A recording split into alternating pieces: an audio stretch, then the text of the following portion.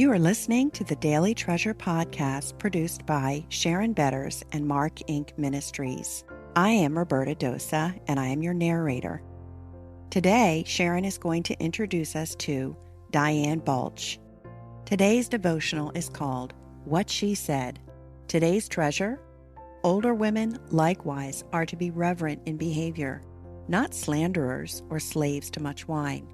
They are to teach what is good, and so train the young women to love their husbands and children, to be self-controlled, pure, working at home, kind, and submissive to their own husbands, that the word of God may not be reviled. Titus 2, 3-5.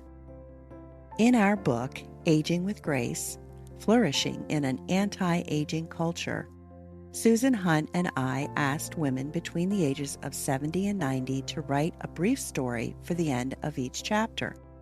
Each woman shared a glimpse into what aging with grace looks like for her.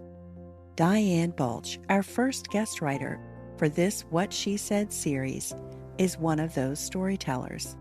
Diane and I met about 25 years ago through the National Women's Ministry of our denomination.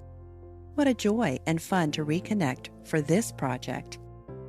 In this week's devotionals, Diane shares some of the gems the Lord has given to her since she met Jesus at the age of 30.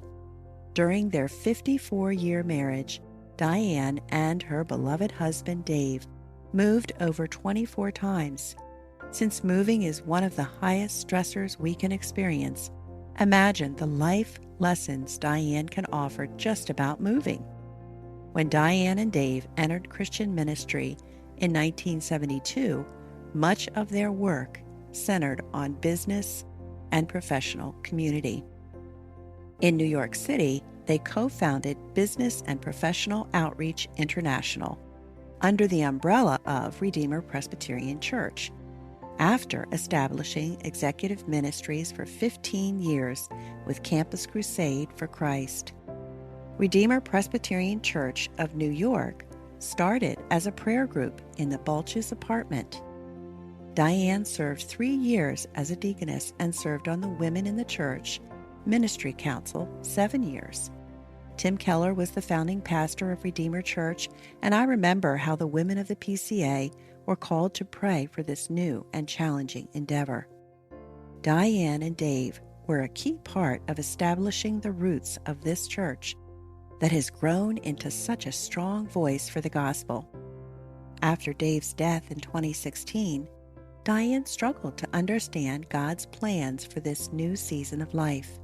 After several moves, she settled into her newest home at the beginning of the pandemic.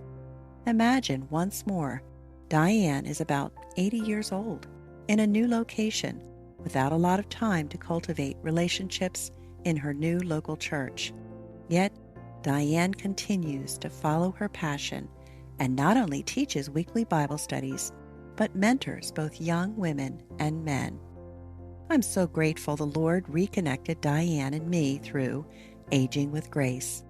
Not only did Diane write a story for the book, but when asked to participate in 2 other projects, she immediately said yes. How grateful I am that once more Diane said yes to writing this devotional, even though she expressed concerns about her ability to do so. I know that along with me, you will be grateful she said yes. Get to know Diane and soak up the wisdom of a life dedicated to following Jesus.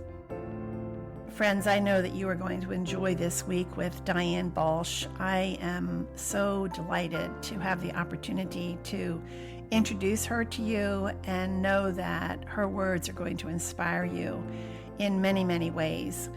I also think it's so appropriate to have Diane for this particular week because we are beginning this year to celebrate our 30th anniversary as a ministry.